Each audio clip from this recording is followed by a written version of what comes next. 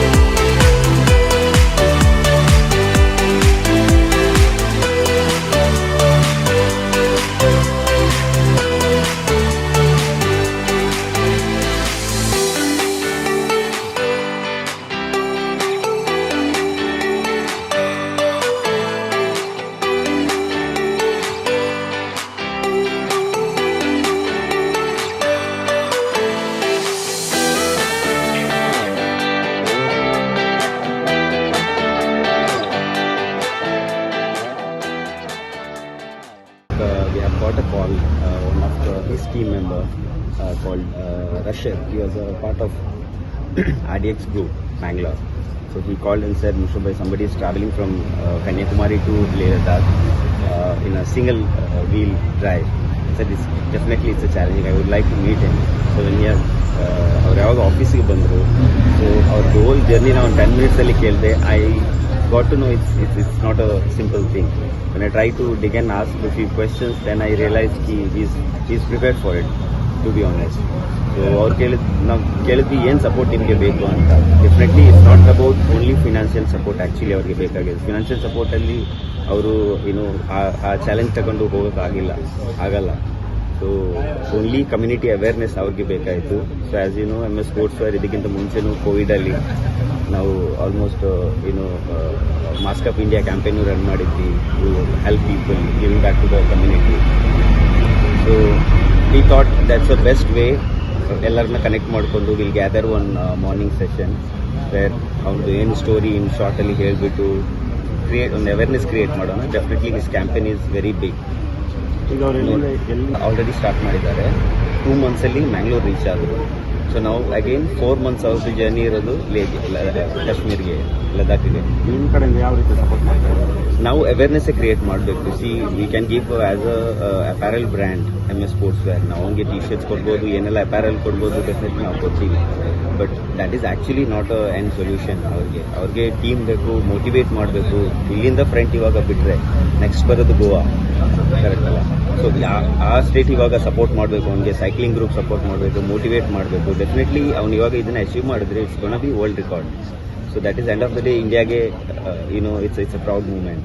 ಅಂದರೆ ಅವರ end journey ತನಕ ನೀವು ಸಪೋರ್ಟ್ ಮಾಡ್ತೀರಾ ಅಂತ? Definitely we are already there. ಅವ್ರಿಗೆ ಮೀಡಿಯಾ ಸಪೋರ್ಟ್ ಬೇಕಿತ್ತು, ನಾವು ಕನೆಕ್ಟ್ ಮಾಡಿದ್ವಿ ನಮ್ಮ ಟೀಮ್ ಜೊತೆ. MS ಸ್ಪೋರ್ಟ್ಸ್ ವೇರ್ದು ಸೋಷಿಯಲ್ ಮೀಡಿಯಾ ಟೀಮ್ ಇದೆಯಲ್ಲ, ಅವ್ರಿಗೆ ಕನೆಕ್ಟ್ ಮಾಡಿಕೊಟ್ವಿ. ವಾಟ್ ಎವರ್ ಯುವರ್ ಜರ್ನಿಯಲ್ಲಿ ಏನು ನಿಮಗೆ ಕಾಂಟೆಂಟ್ ಬೇಕಾದರೂ, ಏನಾರ ಬೇಕಂದ್ರು, ಹೆಲ್ಪ್ ಆದರೂ, you can get back to him. ನಾವೊಂದು TV ಅವ್ರಿಗೋಸ್ಕರ ಮಾಡಿದ್ದೀವಿ. ಸೊ ಥ್ರೂಔಟ್ ದಿಸ್ ಜರ್ನಿ ನಾವು ಅವ್ರಿಗೆ ಕನೆಕ್ಟ್ ಆಗ್ತೀವಿ. We start hour journey at December 15th Kanyakumari. Now after 2 months we are here, staying here, Bangalore and മംഗളത്തിൽ ഇപ്പം ഒരാഴ്ചയായി ഞാനിവിടെ മംഗളം എടുത്തു. ഇവിടെ നിന്ന് ഇനി നാളെ ഈ റൈഡ് സ്റ്റാർട്ട് ചെയ്യും. കാശ്മീർ ലോകത്തിലെ തന്നെ ഹയസ്റ്റ് മോട്ടോർ റോഡ് ഉമിംഗ്ല പാസിലേക്കാണ് ഈ യാത്ര പോകുന്നത്. പിന്നെ എന്തുകൊണ്ട് സേ നോ ടു ഡ്രഗ്സ് എന്നൊരു ആശയം മെസ്സേജ് എടുത്തെന്നുള്ളതിന് ഒറ്റ ഇതേ ഉള്ളൂ. ഇന്നത്തെ സൊസൈറ്റി ഭയങ്കരമായിട്ട് ഡ്രഗ്സിന് അഡിക്റ്റ് ആണ്. അപ്പോൾ എന്തുകൊണ്ട് നമ്മൾക്ക് ചൂസ് ചെയ്യാൻ പറ്റുന്ന ഏറ്റവും നല്ലൊരു മെസ്സേജാണ് സേ നോ ടു ഡ്രഗ്സ് എന്നുള്ളത്.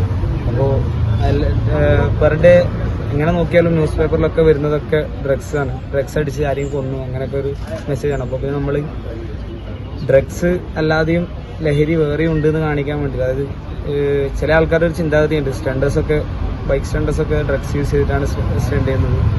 നമ്മളെ ലഹരി എന്ന് പറയുന്നത് ഫുട്ബോൾ, പിന്നെ ബൈക്ക് സ്റ്റണ്ട് കാര്യങ്ങളൊക്കെയാണ്. അപ്പോൾ പിന്നെ ഇനി വരുന്നൊരു ജനറേഷൻ അവരെ അതിൽ നിന്ന് പിന്മാറാനും, പിന്നെ ഞാൻ കാരണം അല്ല നമ്മൾ 3 പേര് കാരണം ആരെങ്കിലും ഒരാൾ ഈ ഡ്രഗ് യൂസിൽ നിന്ന് ബാക്ക് വരികയാണെങ്കിൽ, അതായത് പിന്മാറലാണെങ്കിൽ, അതാണ് നമുക്ക് കിട്ടാൻ പോകുന്ന ഏറ്റവും വലിയ ഹാപ്പിനെസ്. കുറേ ആൾക്കാർ നോർമൽ ടയറിൽ പോയിട്ടുണ്ട്. പിന്നെ എനിക്കാകെ അറിയുന്നൊരു ടാലന്റ് എന്ന് പറയുന്നത് ഫ്രണ്ട് ടയർ അത് അല്ലെങ്കിൽ ഫ്രണ്ട് ഒന്നിച്ച് പോകാമെന്ന് മാത്രമേ ഉള്ളൂ. പിന്നെ ഞാൻ വിചാരിച്ചു എന്നെക്കൊണ്ട് എന്തായാലും പറ്റുന്നുള്ളൊരു ഇത് വന്നു, ട്രൈ ചെയ്ത് നോക്കാം. കാരണം ഇതുവരെ ആരും ചെയ്തില്ല, ഫസ്റ്റ് അറ്റംപ്റ്റ് ആണ്. മേ ബി ഫെയിലാവാം, പക്ഷേ സക്സസ് ആയി കഴിഞ്ഞാൽ എൻ്റെ ലൈഫിലെ തന്നെ ഏറ്റവും വലിയൊരു ഡ്രീമായിട്ട് ഞാൻ കാണുന്നൊരു അച്ചീവ്മെൻ്റ് ആണിത്. അപ്പോൾ അതുകൊണ്ട് പിന്നെ ഞാൻ അങ്ങനെ പോകാമെന്ന് വിചാരിച്ചു. എത്ര കിലോമീറ്ററാണ് ഇതിൻ്റെ ചിലവ് എത്രയാണ്? ഞാൻ ആക്ച്വലി ഇത് സ്റ്റാർട്ട് ചെയ്ത് കാസർഗോഡ് നിന്നായിരുന്നു.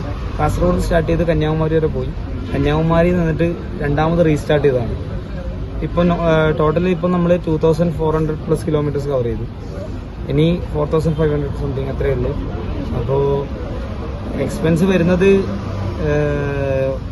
ഓൾമോസ്റ്റ് ഇപ്പോൾ ഒരു 1 അടുപ്പിച്ചായി, 1 lakhിനടുപ്പിച്ച് പോയിട്ടുണ്ട്. പക്ഷെ അത് നമ്മളെ കയ്യിൽ നിന്നും അല്ല. ഞാൻ ഈ റൈഡ് സ്റ്റാർട്ട് ചെയ്യുന്ന സമയത്ത് എൻ്റെ വെറും 2000 ഉണ്ടായിരുന്നുള്ളൂ.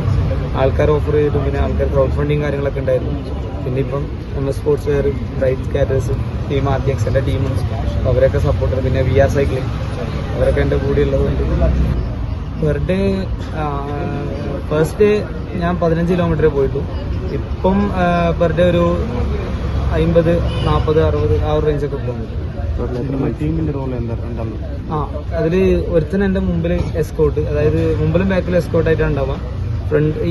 ഫ്രണ്ടിൽ വരുന്ന വണ്ടികളും പിന്നെ എന്താ വെച്ച് കഴിഞ്ഞാൽ ആൾക്കാരൊക്കെ ഇതാക്കുമ്പോൾ ആൾക്കാർക്ക് നമ്മൾ കാരണം ഒരു ബുദ്ധിമുട്ടുണ്ടാവണ്ട എന്ന് വിചാരിച്ചിട്ട് ഗോവയിൽ പിന്നെ ഗോവയിൽ റൂട്ട് സ്പ്ലിറ്റ് ആകുന്നുണ്ട്. അത് നമ്മൾ പ്ലാൻ ചെയ്തില്ല. ഗോവ വരെയാണ് ഇപ്പം.